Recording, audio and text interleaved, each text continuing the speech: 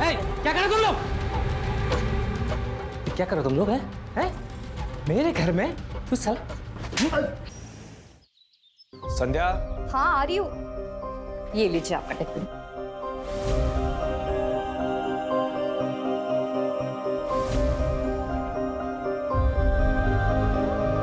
संध्या, इस घर में अकेली रह लोगी? ये शहर, ये जगह तुम्हारे लिए बिल्कुल नहीं है। शादी के पूरे 3 साल बाद मुझे अपना कहने को घर और संसार मिला है। आप यहाँ अकेले थे, वहाँ मायके में मैं अकेली थी। अब जाके हमारा अपना घर संसार शुरू हो रहा है। आप देखिएगा, मैं इस घर को ना बड़ी अच्छे से सजाऊंगी। फिलहाल तो ये घर किराए का है, लेकिन बहुत जल्दी अपना घर होगा। जैसा भी होगा, है तो अपना ही घर ना। अच्छा सुनो, ऑफिस के लिए लेट हो, चलता हूँ। अच्छा, अपना ख्याल रखना। आप भी। बाय। बाय।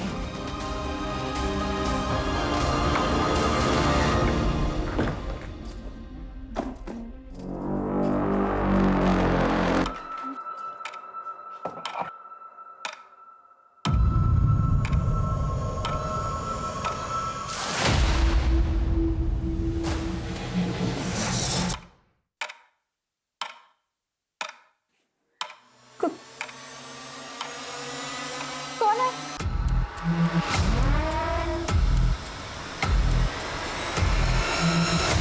कौन है?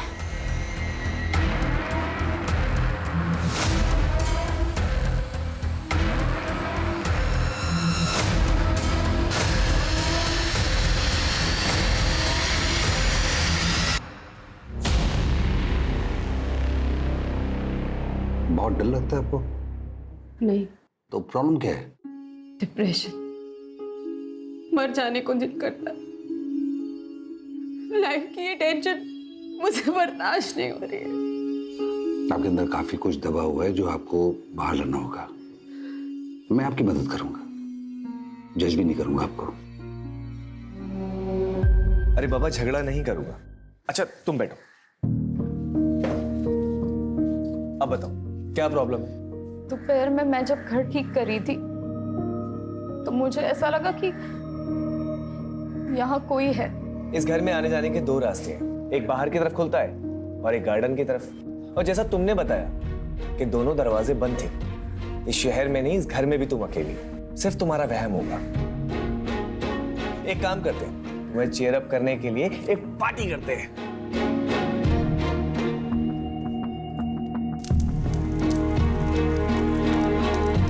ये सब तुम्हारे लिए है। इस हसीन पल को बहुत सुंदर और बनाने के लिए, आज की रात को अपनी लाइफ में संजो के रखने के लिए एक सेल्फी तो बनती है? हाँ।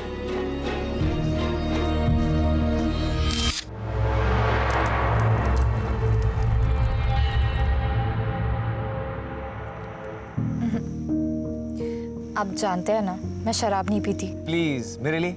सिर्फ आपके लिए। चीयर्स। चीयर्स।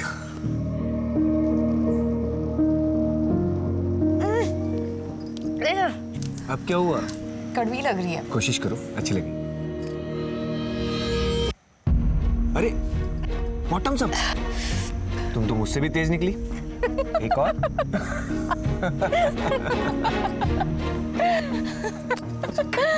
अब मुझे 2-2 क्यों दिखाई दे रहे हैं?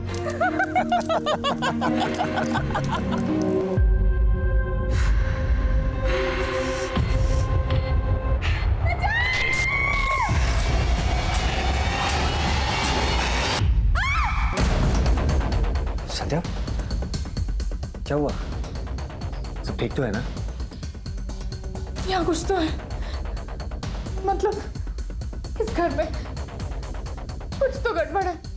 मुझे बहुत डर लग रहा है। ये सब तुम्हारा वहम है, कुछ भी नहीं है। देखो। नहीं नहीं, कुछ है यहाँ पे, कुछ तो है। अच्छा अच्छा ठीक है, मैं हूं ना तुम्हारे पास। तुम सो जाओ, सो जाओ।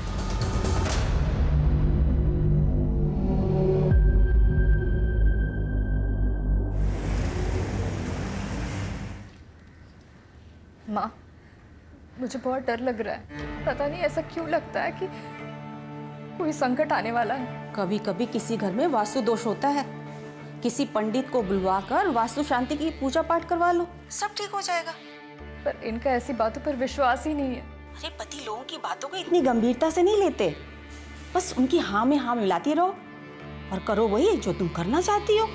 कभी रूठ कर कभी प्यार से पति को अपने जैसा बनाओ, सुखी रहोगी। और सुनो, तुम्हारे चाचा जी भी तो वहीं रहते हैं ना, मैं उनको ना फोन कर देती हूँ, वो किसी ना किसी पंडित को जानते होंगे। ठीक है माँ, रखती हूँ। मुझे ऐसा लगता है इस घर में वास्तु दोष है। हम पंडित जी को बुलाकर वास्तु दोष हटाने के लिए पूजा पाठ करते हैं ना, फिर सब ठीक हो जाएगा। देखो संध्या, ये ग्रह नक्षत्र वास्तु ये सब बेकार की बात है। शादी के बाद 3 साल तक मुझे मायके रहना पड़ा, मैंने कभी कुछ नहीं कहा। यहाँ आने के बाद भी मैंने आपसे कुछ नहीं मांगा। पहली बार मैं आपसे कुछ मांग रही हूँ, मना मत कीजिए। इस घर के वास्तु दोष को हटाने के लिए पूजा पाठ करते हैं ना, प्लीज मान जाइए।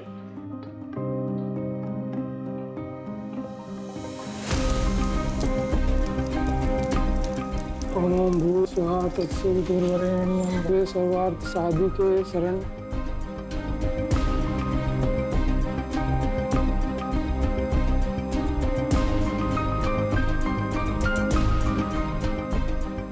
वास्तु दोष पूजा संपन्न हुई, अब कोई चिंता की बात नहीं है। बस इस जल को घर के अंदर बाहर सभी जगह छिड़क दीजिए, सारे वास्तु दोष दूर हो जाएंगे। जी पंडित जी। अच्छा यजमान, आज्ञा दीजिए। जी।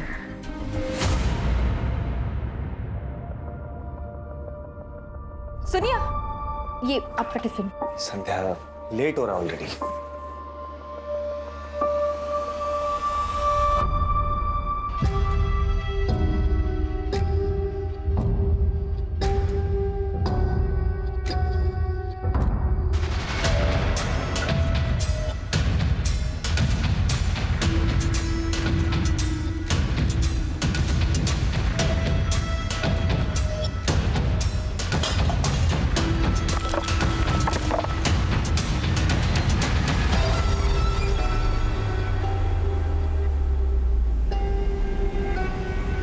एक धक्के से कैसे टूट गया ये? हेलो, मैं संध्या बोल रही हूँ। यहाँ कोई मिस्त्री है क्या? हाँ, वो तंदूर ठीक कराना था।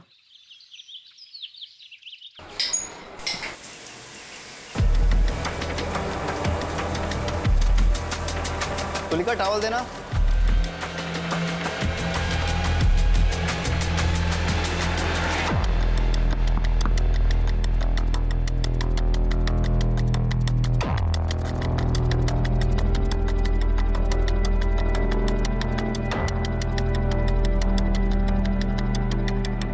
तुलिका, जब तक मैं घर वापस नहीं आता दरवाजा बिल्कुल मत खोलना।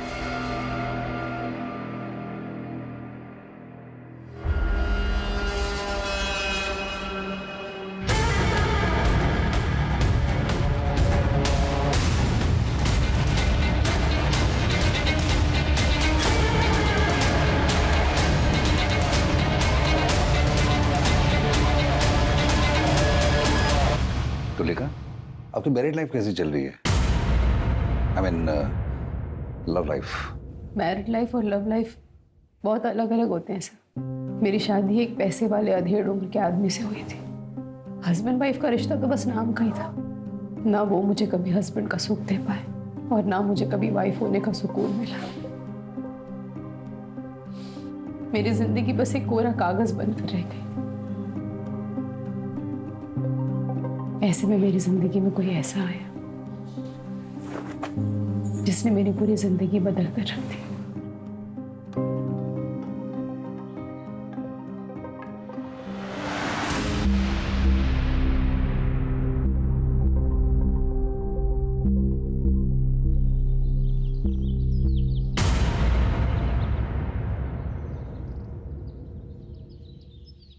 ऐसे क्या देख रहे हो?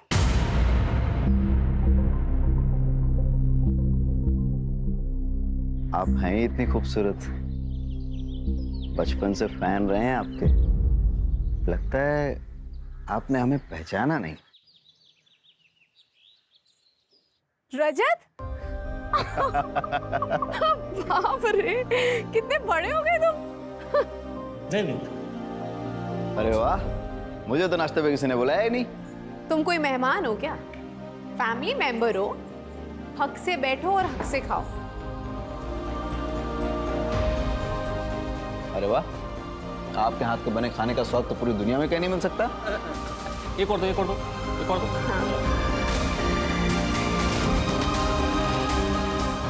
मुझे प्यार की जरूरत थी, मैं प्यार को एक्सपीरियंस करना चाहती हूँ,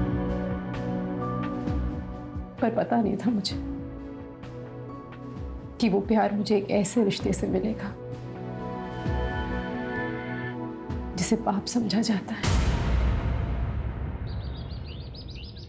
मैडम, इसकी तो बहुत ज्यादा हालत खराब हो चुकी है। अगर इसको रिपेयरिंग करूंगा ना तो धड़धड़ा के गिर जाएगा। इससे बढ़िया है कि नया बना के दे दूं आपको। भैया आपको जो करना है जल्दी कीजिए, शाम तक तैयार हो जाना चाहिए। हो जाएगा मैडम।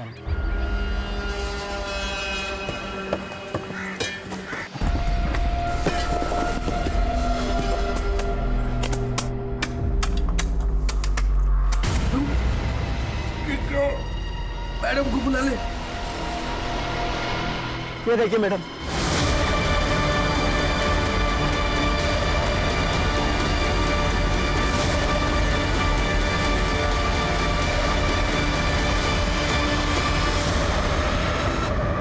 देखने में तो लाश 8-9 महीने पुरानी लग रही है। तो लाश तो आधी से ज्यादा डिकम्पोज हो चुकी है। कौन रहता है इस मकान में? मेरा नाम है श्याम श्रीवास्तव। ये आप ही का मकान है? नहीं सर, हम तो किराए पे रहते हैं सर। इसके मालिक तो बगड़िया जी है। मैंने उन्हें फोन किया, वो आती होंगे। कब से रह रहे हैं किराए पे यहाँ? सर 7 महीने हो गए। मेरी वाइफ तंदूर का काम करवा रही थी सर, दाई करवाई तो नीचे लाश निकली। इस तंदूर का इस्तेमाल करते थे आप लोग? हाँ सर, अभी कुछ दिन पहले किया था सर। वो ये फोटो भी खींची थी सर। बगड़िया जी आ गए। आप लोग जरा वहाँ इंतजार कीजिए। जी आइए बगड़ जी। आपको पता है आपके घर में बने तंदूर के नीचे लाश मिली है हमें? पता नहीं सर, मैंने तो ये घर सोलंकी से 8 महीने पहले खरीदा और भाड़े पे चढ़ाया। सारा लेन देन नरेश एजेंट और प्रॉपर्टी साइट के जरिए हुआ। नरेश ही तो संभालता है यहाँ सब। सर, सोलंकी साहब अपने घर को बेचकर अपने बेटे के पास अफ्रीका शिफ्ट होना चाहते थे, तो मैंने उनके घर को बेचने की ऐड ऑनलाइन साइट पर चढ़ा दी। साथ में कुछ फोटोज़ भी डाल दिए सर। वो मेरा ऑफिस का जो लड़का है वो फोटोज़ काफ़ी अच्छी लेता है, तो घर की पिक्चर्स काफ़ी अच्छी आई तो ग्राहक भी तुरंत मिल गया। कब की बात है ये? सर कुछ 8-9 महीने पहले की बात होगी। तब भी इस घर में तंदूर था? सर पता नहीं, शायद हो भी सकता है। वैसे सर इस दौरान हमने कंस्ट्रक्शन तो कुछ नहीं किया इस घर में। अच्छा ये बताओ, इन दोनों से पहले इस घर में कौन कौन रह के गया? सर मैं सारी डिटेल्स निकाल कर आपको बताता हूँ। लेके आओ। चलता हूँ सर। राजीव सर, इससे पहले इस मकान में जितने भी लोग रह के गए हैं सबकी डिटेल्स पता करो। Right sir. इस कपल की बैकग्राउंड चेक करो। सर।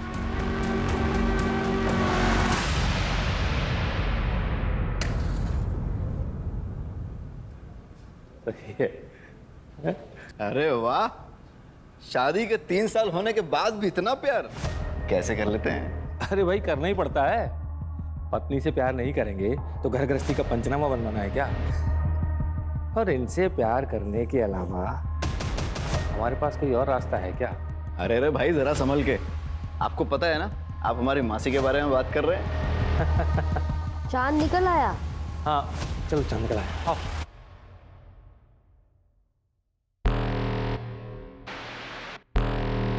हर शादी प्यार के भरोसे पर नहीं चलती। कुछ शादियां मजबूरी की वजह से चलती रहती हैं। अगर आपकी शादी में सब कुछ ठीक ठाक था तो ऐसी कौन सी मजबूरी थी जो आपको परेशान कर रही थी? मजबूरी नहीं सर, ज़रूरत। मेरे पति का पहला और आखिरी प्यार उनका बिजनेस और पैसा ही है। मेरी ज़रूरतों का तो उन्होंने कभी ख्याल ही नहीं रखा। अपनी इच्छाओं को दबाने के लिए रोज रात को ठंडे पानी से नहाना पड़ता था सर। और ऐसे ही एक रात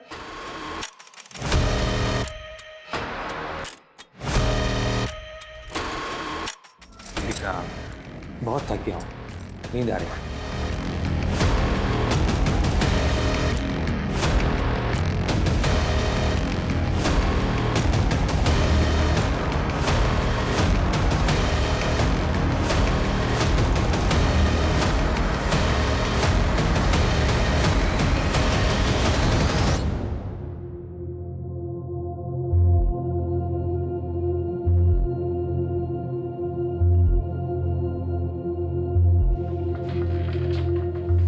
सुनिए, आप इतनी रात को नहा धोकर? तुम नहीं समझोगे। पढ़े लिखे हैं हम, सब समझते हैं और आपकी तकलीफ भी समझते हैं, लेकिन आप फिक्र मत कीजिए, हम हैं ना।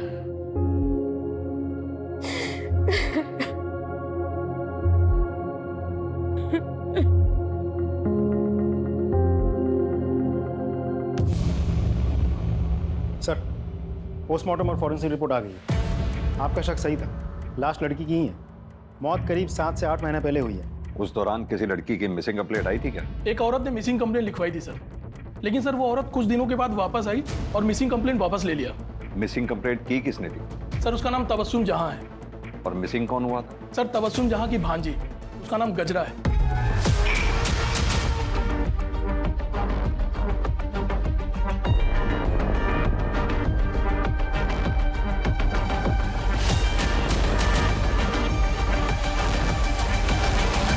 ये तबस्सुम का पता निकालो और उसे पूछताछ करो। लेकिन सर जो तबस्सुम जहां का एड्रेस है वो रेड लाइट एरिया का है सर। साहब उस घर में ना कुछ बाराती रुके हुए थे, नाच गाने की फरमाइश थी, तो मैंने अपनी एक लड़की गजरा को वहां भेज दिया, पर वो वापस आई ही नहीं। तो फिर मैंने पुलिस थाने जाकर रिपोर्ट लिखवा दी। फिर वो दूसरे दिन ही वापस आ गई, पूरा बाटली मार के बेवड़ी पड़ी थी।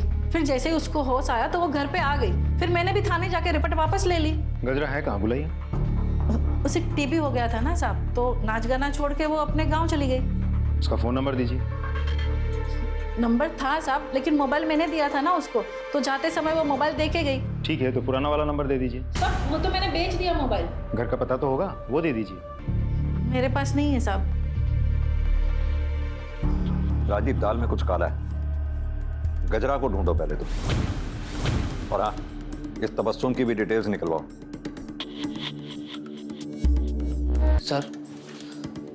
सर वो लाश वाले घर में जो लोग भी रहते थे उन सभी की इंफॉर्मेशन निकाली है सर मैंने। सर सबसे पहले उस घर में किराएदार के तौर पर ये रजत जी और उसकी विधवा बहन तन्वी आई थी सर। उसके बाद ये घर हमने बगाड़िया जी को भेज दिया सर। और सर कुछ समय के लिए हमने पवन कौल साहब को भी ये घर किराए पे दिया था।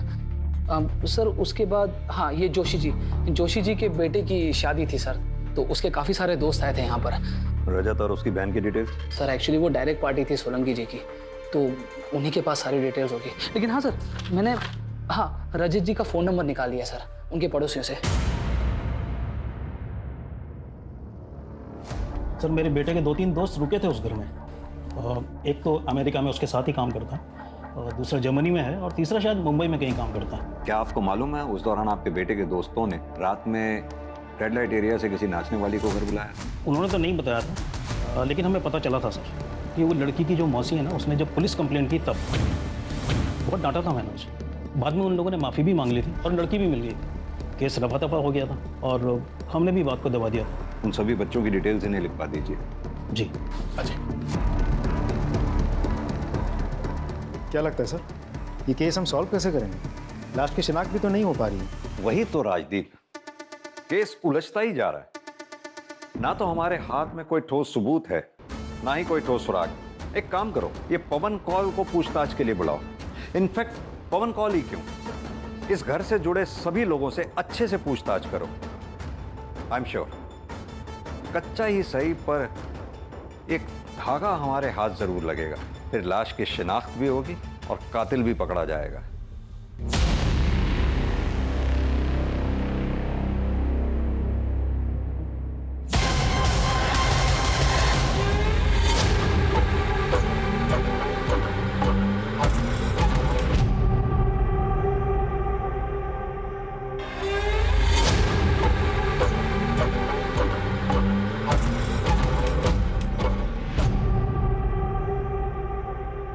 सर हमारा एक और फ्रेंड था समीर, काफी टाइम से उससे कोई कांटेक्ट नहीं हुआ है। वो शायद मुंबई में रहता है sir.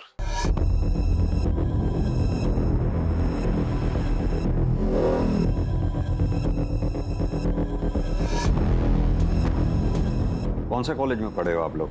Sir city college sir. City college से समीर का एड्रेस लो और समीर की सारी डिटेल्स निकालो। Right sir.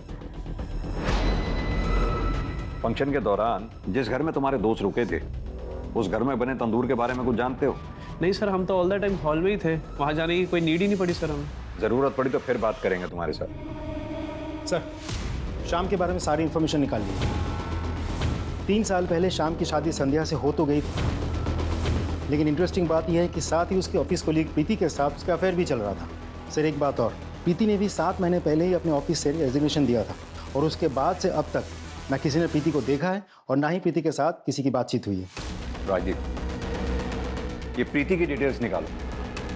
अब समझ में आया श्याम शादी के बाद 3 सालों तक अपनी वाइफ को मायके से वापस क्यों नहीं लेके आया। इस श्याम को भी लेके आओ। सर, ये बात सच है कि सर प्रीति से मेरा अफेयर चल रहा था, लेकिन बड़े ही रिस्पेक्ट और रिगार्ड के साथ हम दोनों अलग हो गए। अब प्रीति कहाँ है? सर मुझे नहीं पता सर। सर उसका फोन भी बंद आ रहा है सर। उसने अपना सोशल मीडिया से अकाउंट भी डिलीट कर दिया। सर तेरे घर में तंदूर के नीचे जो लाश मिली है वो कहीं प्रीति की तो नहीं है? सर नहीं, ऐसा नहीं हो सकता सर। मैं प्रीति से बहुत प्यार करता हूँ सर, मैं उसे क्यों मारूंगा? ऐसा भी तो हो सकता है कि प्रीति को तेरे शादी के बारे में पता चल गया था और तुझे इस बात का डर था सबके सामने हुआ कि पोल ना खोल दे, इसकी वजह से तूने उसको मार दिया ना? सर मैं सच कह रहा हूँ सर। मैंने कुछ नहीं किया सर। इसके फोन से प्रीति की फोटोग्राफ्स लो, उसका नंबर लो और उसे कांटेक्ट करो। फोन दे। सर, नंबर तो डज नॉट एग्जिस्ट बता रहा है। प्रीति का फोन बंद होने से पहले कहां पे एक्टिव था, उसकी लास्ट लोकेशन पता करो, उसकी कॉल डिटेल रिकॉर्ड्स भी निकालो, प्रीति के ऑफिस के रिकॉर्ड से उसका परमानेंट एड्रेस भी पता करो। सर फोन कॉल आया है। बुलाओ उन्हें। जी सर। देखिए सर, मेरे बेटे के जन्म संस्कार का फंक्शन था, बहुत सारे रिश्तेदार आए थे, इसलिए मैंने वो घर कुछ दिनों के लिए किराए पर लिया था। आपके रिश्तेदार जो उस घर में ठहरे थे, क्या उनमें कोई महिला भी थी? नहीं सर, वहाँ तो सारे जेंट्स रुके हुए थे। सारी लेडीज मेरे घर पे रुकी हुई थी और उनमें से कोई भी ना तो गायब है और ना ही किसी की डेथ हुई है। उस घर में आपने अपने रिश्तेदारों के लिए क्या किसी तंदूर का इस्तेमाल किया था? सर सारा खाना तो मेरे घर पे बन रहा था और ये एक धार्मिक कार्यक्रम था, इसलिए भोग तो अपने घर की रसोई में ही बनता है ना, फिर मैं वहाँ तंदूर क्यों लगवाऊंगा। ठीक है मिस्टर कॉल, अभी आप जा सकते हैं, जरूरत पड़ी तो फिर बुलाएंगे आपको। Thank you sir. अब सिर्फ रजत ही बचा है। राजीव, भोपाल जाके रजत से अच्छे से पूछताछ करो। सर। शुक्ला, प्रीति के पेरेंट्स का पता लगाओ और प्रीति के बारे में पूछताछ करो। Right sir. धीरे धीरे मेरे और रजत के बीच की नजदीकियां बढ़ने लगी और फिर एक दिन क्या करो तुम लोग? क्या करो तुम लोग? हैं? मेरे घर में तू साला मेरे पति को बहुत गुस्सा आया। उन्होंने मुझे बहुत मारा पीटा, बहुत। आप इतना सब कुछ सह क्यों रही हैं? आप पढ़ी लिखी हैं, अपनी नई जिंदगी दोबारा शुरू कर सकती हैं। मेरे साथ अपने दिल के हाथों मजबूर होकर मैंने एक फैसला लिया और उस एक फैसले ने मेरी पूरी जिंदगी बदल दी। प्रीति ने तो हम सबसे ही रिश्ता तोड़ दिया है। हम नहीं चाहते थे कि वो अकेले इंदौर जाए और वहां जाकर नौकरी करे, पर उसके तो शुरू से ही बड़े बड़े सपने थे। बस उन्हीं को पूरा करने के लिए घर छोड़कर चली गई। जब से गई है ना कोई कॉल ना कोई मैसेज। देखिए, हमें एक लाश मिली, बॉडी की शिनाख्त के लिए हमें आप दोनों लोगों के डीएनए सैंपल की जरूरत है।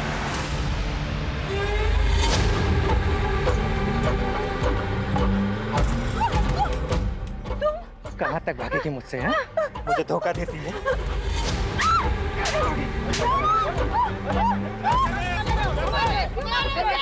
पागल है भाई साहब, पता नहीं कब से मेरा पीछा कर रहा है। तो कहीं से भी खोद के जिंदा गाड़ दूंगा तुझे। तुम नरेश के यहाँ काम करते हो? जी सर। तुम्ही ने वो वेबसाइट पे फोटोज अपलोड किए थे? जी सर। तो जब तुमने वो फोटोग्राफ्स लिए थे तो वहाँ तंदूर था क्या? हाँ सर था, लेकिन मुझे अंदर बाहर के फोटो लेने को कहा था तो मैंने निकाले और अपलोड कर दिए। लेकिन तुमने जो फोटोग्राफ अपलोड किए उसमें तो तंदूर हमें दिखा नहीं। सर साइट फोटो अपलोड करने की लिमिट होती है तो इसलिए मैंने ज्यादा नहीं निकाले।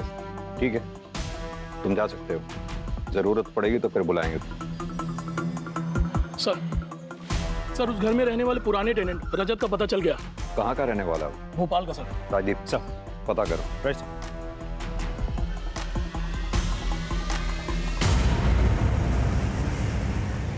हाँ सर, हम वहीं पे रहते थे अपनी बहन के साथ। आपका नाम? तन्वी। और वहाँ का तंदूर भी कभी कभी इस्तेमाल करते थे। लेकिन आप ये सब क्यों पूछ रहे हैं? क्योंकि आपके पुराने घर के तंदूर के नीचे से हम ये लाश मिली है। क्या सर? लेकिन हम जब रहते थे तब ये तंदूर का शेप ऐसा नहीं था। क्या ये वही तंदूर नहीं है? Are you sure? 100% सर।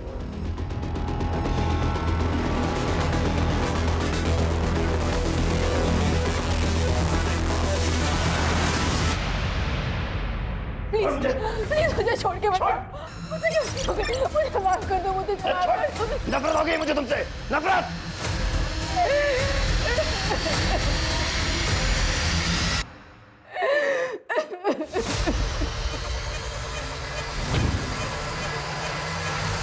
रजत ने राजदीप को बताया कि उसने पिक में जिस तंदूर की फोटोग्राफ देखी वो वैसी नहीं है जैसी उसने उस घर में देखी थी।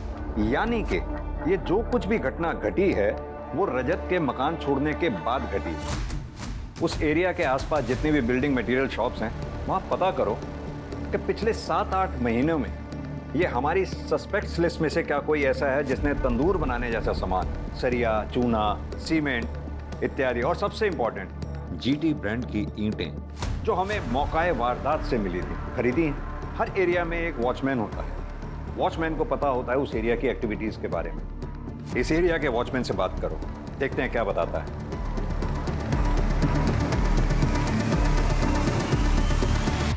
अरे भाई साहब, बोलिए। मैं इस एरिया में एक घर लेने की सोच रहा हूँ, तो थोड़ी सी जानकारी चाहिए। सर जानकारी बिना दक्षिणा के दूंगा तो जानकारी का अपमान हो जाएगा। बात तो आप सही कह रहे हैं। तो ऐसा करते हैं, अब बात करें?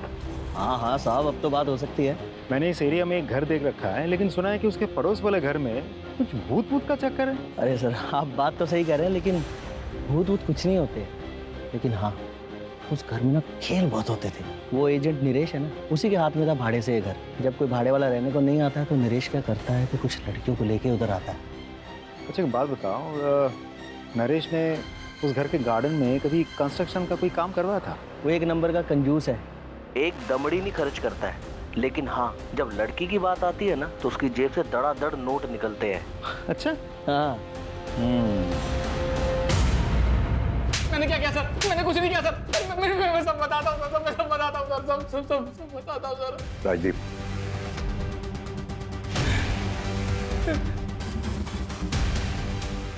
बता। सर मैं मानता हूँ कि मैं रंगीन मिजाज का इंसान हूँ, अय्याशबाज हूँ। उस घर में मैं लड़की लेकर आता था पैसे देकर एंजॉय करने के लिए, लेकिन सर मैंने किसी का मर्डर नहीं किया सर। मैंने सच्ची में किसी का मर्डर नहीं किया सर। ये भी तो हो सकता है तूने किसी को अय्याशी के लिए बुलाया हो, किसी बात पे अनबन हो गई हो, तुझे गुस्सा आया, तूने उसे मार दिया, गाड़ दिया वहां पर, अब हमारे सामने शराफत का नाटक कर रहा है। नहीं सर। राजदीप सर, इसकी सारी हिस्ट्री और ज्योग्राफी निकालो। सर मेरा यकीन मानिए सर, मैंने कुछ नहीं किया। मैंने कुछ नहीं किया सर। मैं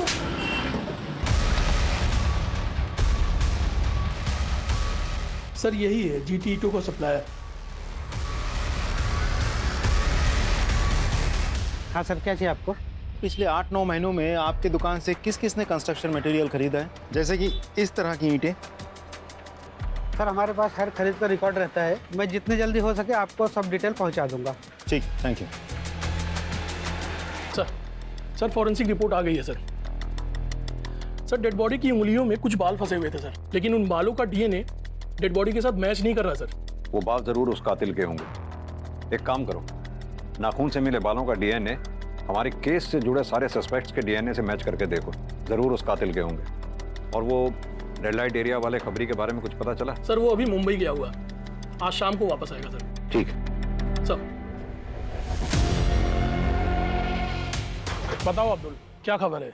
गजरा वापस तो नहीं आई थी, पर पता नहीं तबस्सुम सबसे कहती फिर रही थी गजरा वापस आ गई। सुनने में ये भी आया है तबस्सुम ने गजरा का सच छुपाने के लिए काफी मोटी रकम ली है। हाँ साहब, ये बात सच है कि जोशी ने मुझे बहुत सारे पैसे दिए, गजरा का केस वापस लेने के लिए ये भी झूठ बुलवाया कि उसे टीबी हुआ है और वो वापस अपने गांव लौट गई है। ये सब उन लड़कों की वजह से हुआ है। खानदान के नाम पर कालिक पुत जाती, इसलिए हमने तबस्सुम को लाखों देकर उसका मुंह बंद करवाया। हुआ क्या था? वो बैचलर्स पार्टी के अगले दिन जब मेरा बेटा और उसके दोस्त जागे, उन्होंने देखा कि ना तो वहां पे गजरा थी और ना ही समीर था। समीर गजरा को लेकर भाग गया था सर। दोनों मेरे बेटे और उसके दोस्तों के वॉलेट और सारे वैल्यूएबल्स लेकर भाग गए थे सर। पुलिस कंप्लेंट क्यों नहीं लिख पाई थी तुम? अगर पुलिस कंप्लेंट हो जाती तो मेरे बेटे का रिश्ता नहीं टूट जाता और ग्रीन कार्ड बनने ही वाला था उसका। हमारी तो सारी मेहनत बेकार हो जाती सर। क्या चाहते हैं आप मिस्टर जोशी? आपकी कहानी पे विश्वास करें? यह भी तो हो सकता है ना कि गजरा को आपके बेटे और उसके दोस्तों ने मिलकर मार दिया और फिर वहां गाड़ दिया हो और अपने पैसे के बल पर तबस्सुम का मुंह बंद करवा दिया।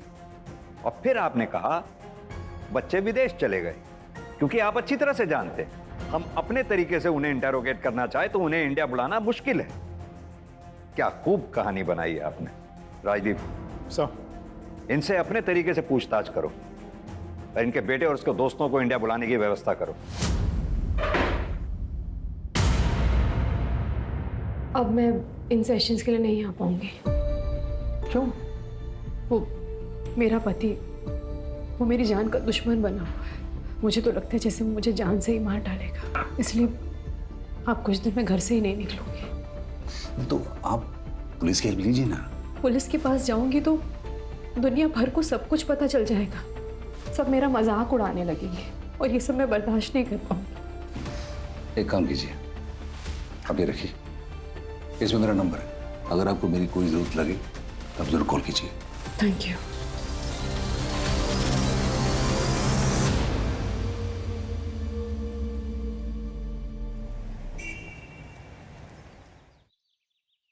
सर, समीर के आधार कार्ड नंबर से हमने मोबाइल ऑपरेटर से पूछताछ की है। एक नंबर मिल गया है जो समीर के आधार कार्ड पे रजिस्टर्ड था, लेकिन वो नंबर लखनऊ का है। हम लखनऊ पुलिस से कोऑर्डिनेट कर रहे हैं, बहुत जल्द वो हमारी गिरफ्त में होगा। Good work Rajdeep. Thank you sir. Sir Preeti के पेरेंट्स की डीएनए रिपोर्ट आ गई है सर। प्रीति के पेरेंट्स का डीएनए लाश के डीएनए से मैच नहीं हो रहा है। इसका मतलब ये लाश प्रीति की नहीं है। सर, इसका मतलब तो ये भी होता है कि शाम कल्प्रिट है ही नहीं।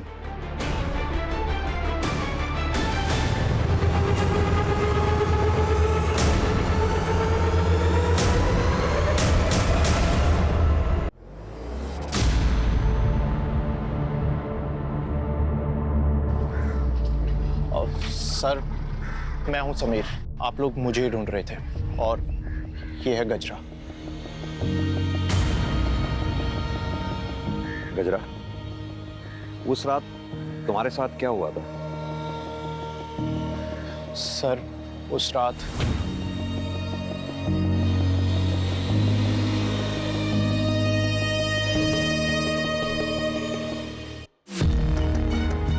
चलो मैं तुम्हें घर छोड़ देता हूँ। अभी तो इसकी रात और रंगीन बनानी है। चलो आओ तुम मेरे साथ। अरे मेरे साथ आओ तुम। क्या कर रहे हो? छोड़ो मुझे।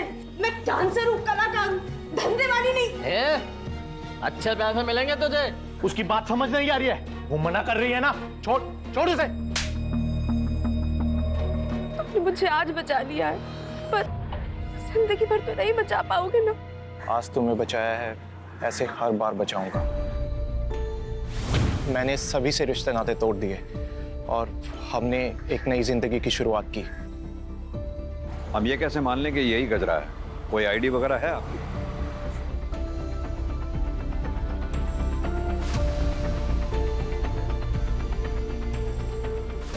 पता है समीर, रोजाना हम अपराधियों से घटिया लोगों से, जुर्म करने वालों से मिलते हैं, लेकिन तुम जैसे लोगों की वजह से ही इंसानियत जिंदा है। Proud of you.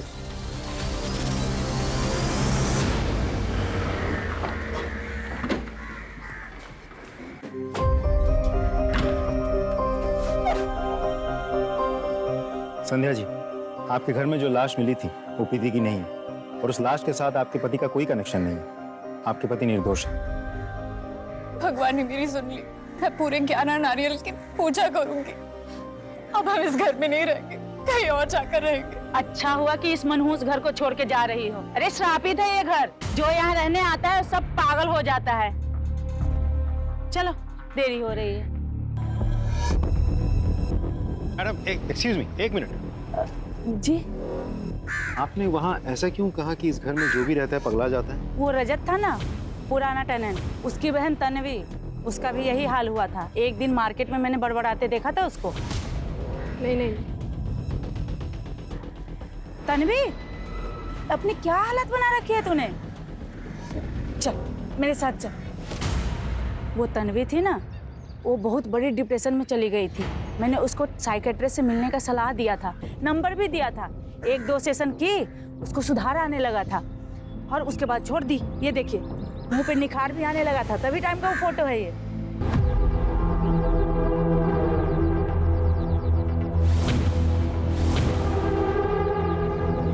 सर, मैं भोपाल में जिस तन्वी से मिला था और यहाँ जो तन्वी रहती है, दोनों में बहुत फर्क है सर। मैं आपको पिक दिखाता हूँ।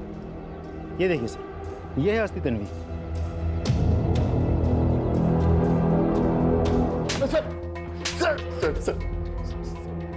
सर मैं सच कह रहा हूँ सर, मुझे नहीं पता कि तन्वी कहाँ है। मुझे लगा आप लोग मुझ पर शक करेंगे, इसलिए मैंने अपनी गर्लफ्रेंड को तन्वी बनाकर पेश कर दिया। तुझे कैसे नहीं पता कि तेरी बहन तन्वी कहाँ है? बोल। सर वो हमारा झगड़ा हो गया था, फिर मैं उसे छोड़कर भोपाल चला गया। उसके बाद से मैंने कोई कांटेक्ट नहीं रखा उससे सर मैं सच कह रहा हूँ सर। कहीं ऐसा तो नहीं जिस लड़की की तेरे घर में तंदूर के नीचे लाश मिली वो तन्वी की हो, जिसे तूने मार दिया और वहां गाड़ दिया? सर भगवान की कसम खा के कह रहा हूँ सर मैंने किसी को नहीं मारा। इसका डीएनए सैंपल लो और लाश के नाखून से जो हमें बाल मिले थे उसके डीएनए से मैच करके देखो।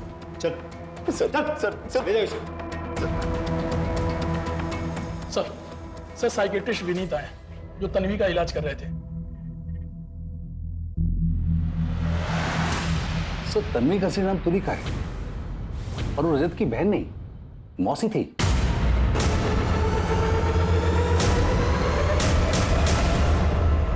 सर तुलिका को ये डर लग रहा था कि उसका हस्बैंड कहीं उसको मार ना डाले, और हमारे लास्ट सेशन में तो वो ये भी कह रही थी कि वो कई दिनों तक घर से बाहर निकलेगी नहीं। मेरा पति, वो मेरी जान का दुश्मन बना हुआ है, इसलिए आप कुछ दिन में घर से ही नहीं निकलूंगी। एक्चुअली डर के मारे उसकी हालत काफी खराब हो रही थी। ठीक है डॉक्टर साहब, आप जा सकते हैं।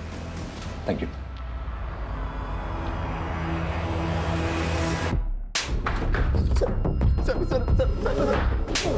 सर बताता हूँ सर मैं बताता हूँ सर मैं बताता हूँ सर बता। सर तुलिका मुझे बहुत अच्छी लगती थी सर, फिर हमारा अफेयर शुरू हुआ और फिर हम दोनों घर छोड़कर भाग गए सर। लेकिन सच कह रहा हूँ सर मैंने किसी को नहीं मारा सर, मैंने तुलिका को किसी को नहीं मारा। तुलिका तेरी मासी है या कुछ और? इसकी असलियत तो तेरी माँ ही हमें बताएगी। अपनी माँ का नंबर और पता दे। तो मर गए दोनों मेरे लिए, मुंह दिखाने लायक नहीं छोड़ा। देखिए हम आपकी परेशानी समझ सकते हैं, लेकिन आपके बेटे रजत और तुलिका ने आपके साथ जो किया वो गलत था। लेकिन हमें शक है कि हमने जिस लाश को बरामद किया है वो आपकी बहन तुलिका की ही है, और वो तभी साबित होगा जब उस लाश का डीएनए आपके साथ मैच होगा। दरअसल तुम तुलिका से नफरत करते थे, इसलिए तुमने तुलिका को मार डाला। नहीं सर, मैं तुलिका को मारना तो चाहता था पर मार ना सका, तो मेरे हाथों मरने से बच गई। शुक्ला, इनका डीएनए सैंपल लो, लाश के नाखून पे जो बाल मिले थे उनके डीएनए से मैच करके देखो। सर मौका वारदात में मिली उन ईंटों को लेकर हमने गहरी छानबीन की। उस तरह की ईंटें उन 3 महीनों के अंतराल में करीब 40 मिस्त्री और कॉन्ट्रैक्टर को बेची गई थी। हमने सबसे पूछताछ की, लेकिन किसी का भी कंस्ट्रक्शन का काम तब नहीं चल रहा था जब हमें उस तंदूर के नीचे गड़ी लाश मिली थी, सिर्फ एक को छोड़कर। कौन है वो? सर मिस्त्री रमेश, लेकिन वो फरार है। सर हमें लुकआउट नोटिस जारी करना पड़ेगा। आओ। सर डीएनए रिपोर्ट्स आ गई हैं, ये रही सर। सर डेड बॉडी के साथ मिले बालों का डीएनए किसी भी सस्पेक्ट के साथ मैच नहीं कर रहा सर, लेकिन सर रजत की मां का डीएनए डेड बॉडी के साथ मैच हो गया। यानी कि लाश तुलिका की ही है।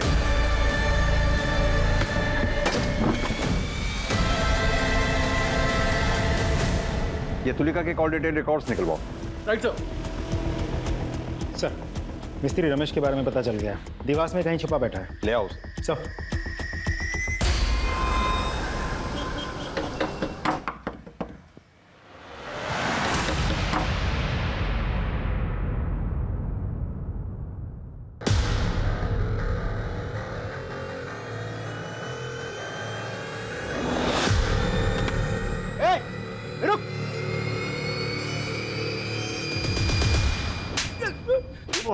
किसको नहीं मारा साहब? किसी को नहीं मारा है, तो फिर देवास में क्यों छुप के बैठा था? बोल। जब से तंदूर के नीचे से लाश मिलने की खबर आई, मैं घबरा गया था साहब। लेकिन क्यों घबरा गया था? साहब क्योंकि 4 लाश दफन थी साहब, मैंने उसी पे तंदूर बना दिया था, लेकिन मैंने मारा नहीं है साहब। तूने नहीं मारा तो फिर किसने मारा? वो साहब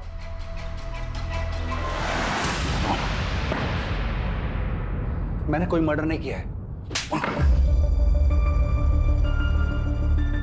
3 बातें तुम्हारे खिलाफ इशारा कर रही। पहला, हमारे पास तुम्हारे मोबाइल लोकेशन रिपोर्ट जो साबित करती है इस बात को कि तुलिका के मर्डर के समय तुम वहीं थे। दूसरा, मिस्त्री रमेश का बयान जिसे तुमने तुलिका की लाश गाड़ के ऊपर तंदूर बनाने को कहा। तीसरी बात, तुलिका के नाखूनों से मिले बाल का डीएनए तुम्हारे डीएनए से मैच हो गया। रिपोर्ट आई जाएगी, तुम्हें बताना ही पड़ेगा सब कुछ अपने बारे में। तो अब तुम खुद बताओगे या हम अपने तरीके से पता करें डॉक्टर विनीत? बताता हूं। तुलिका ने मुझे कॉल किया था, मैं उसके घर गया था। ये सब मेरे साथ क्या हो गया?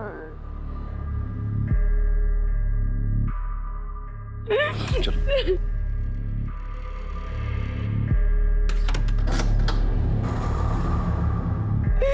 सबने मुझे धोखा दिया, सब मुझे चुप कर चले, मैं बिल्कुल अकेली हो गई।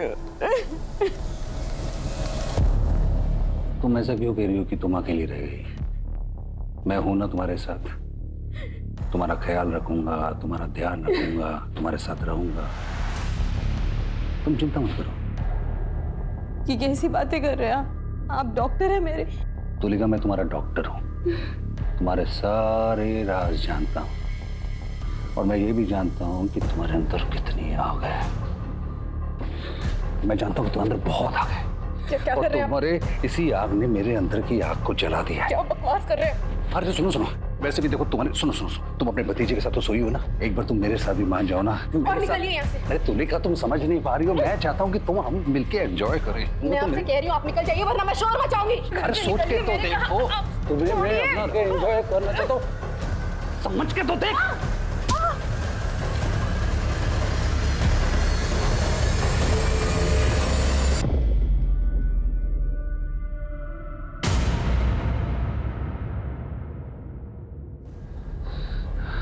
रमेश, डॉक्टर विनीत बोल रहा हूं। उसके बाद मैंने रमेश को बुलाया, तंदूर तोड़वा के मैंने उसी के नीचे तुलिका की लाश गड़वा दी।